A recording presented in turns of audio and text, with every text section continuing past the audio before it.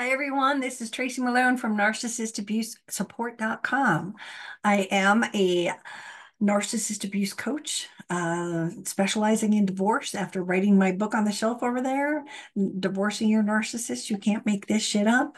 I help people from all over the world that are going through a divorce with a narcissist. And today I want to talk about something that I'm almost thinking this video could be something that someone going through this could send to their family to show them they're not crazy and this is what's really happening, because it's how victims feel when they're going through a divorce with a narcissist. And most of our friends are not going to understand. They might believe the mask of the narcissist and they were so kind, they were such a wonderful parent, they were such a great spouse. How could you possibly divorce them, right?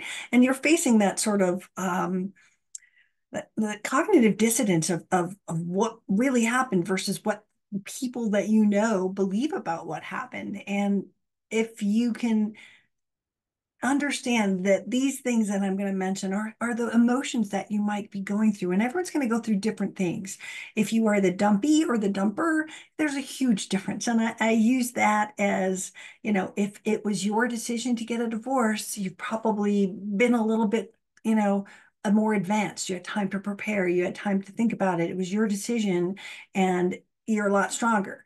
If it was that you got dumped or that they decided they don't want a divorce, they want a divorce, then you might be in shock, you might be blindsided, you might be very, very, very confused, right?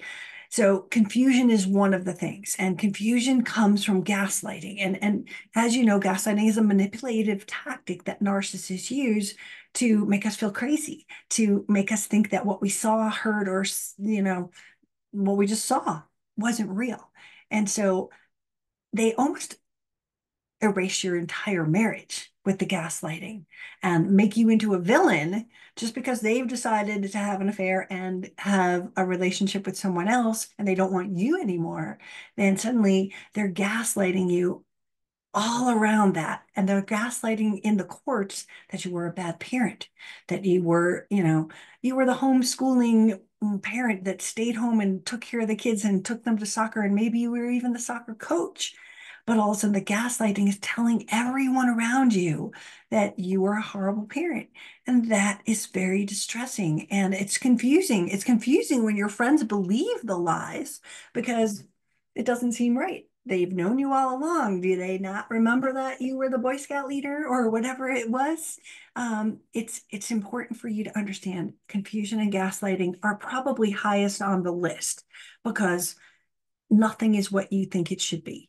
And the confusion over what tactics they're using and why they're trying to destroy you and why they flip from black and white thinking and you are not just, the person they were married to for 10 years, but you are the enemy and they've like almost vowed to get you. That's confusing. What happened? Where did this happen? I was like happy making dinner the other night and all of a sudden we're in this place, right? So gaslighting and confusion, right? Fear and anxiety is the other emotion that you're going to feel. They manipulate us. They put fear in us, fear in about how our children are going to happen, what's going to happen with them, how will we arrange custody, the fear over my financial future and how will I survive? How will my children survive? Where will we live? I can't afford to buy them out of the house.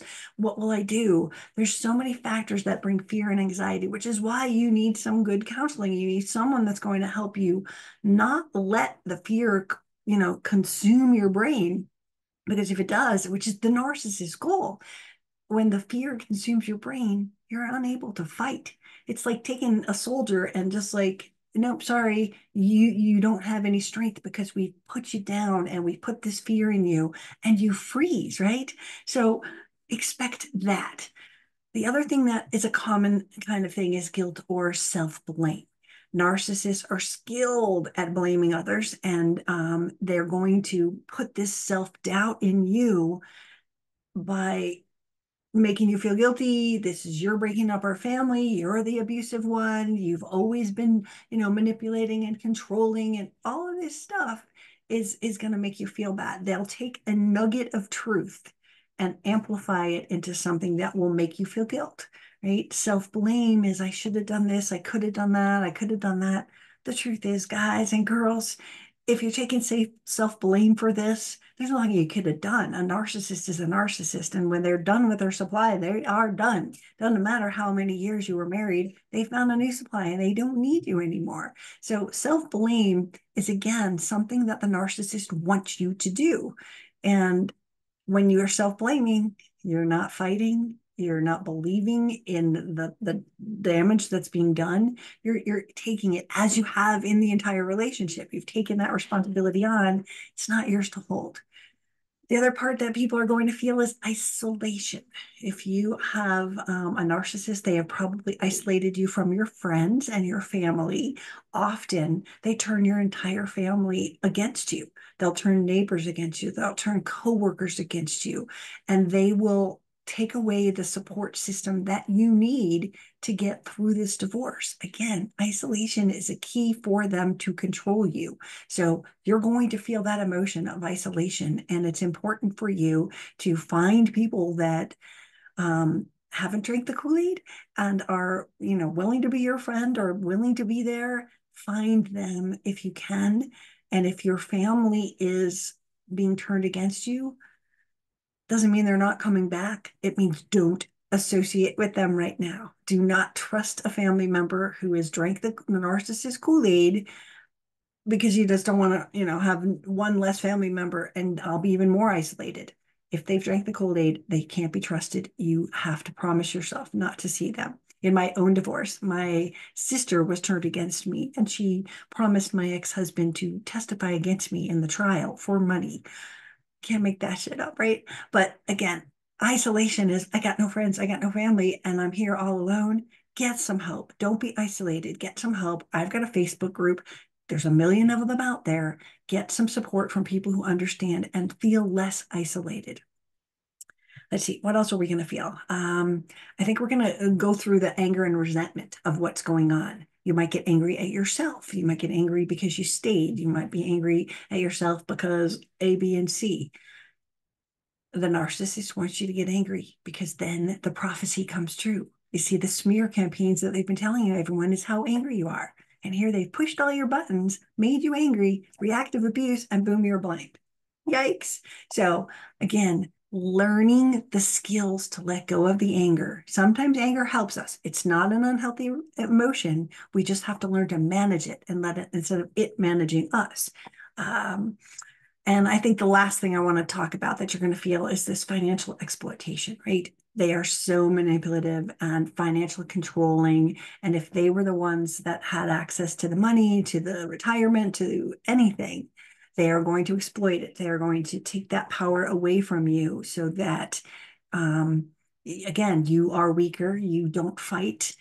They're going to take money, hide money, turn money off, stop the money from going in the accounts, wait till the water is going to be turned off tomorrow, and then pay it at the last minute, or let it go off and then pay it the next day and have you wait a few days in the middle of winter with no heat on.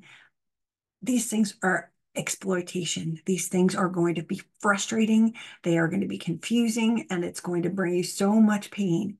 This is why I'm telling you all of this, is that you need some help to regulate these things. And whether it's a therapist or a coach like myself, if you don't get the help, the narcissist poison is working. The narcissist is going to be in your head, and all of these emotions are going to make you not be able to fight for what you need to fight for. And you're going to walk away with a worse deal than you would have. So I want you guys to understand, divorcing a narcissist is going to be the hardest thing that you've ever done in your entire life. And even if it's an easy case, it's going to rip apart everything that you know to be true. So get some emotional help. This is Tracy Malone from narcissistabusesupport.com. Again, if you haven't liked my channel yet, please subscribe and like this video or leave a comment. Let's start a conversation down there. I'll see you guys again soon. Thank you.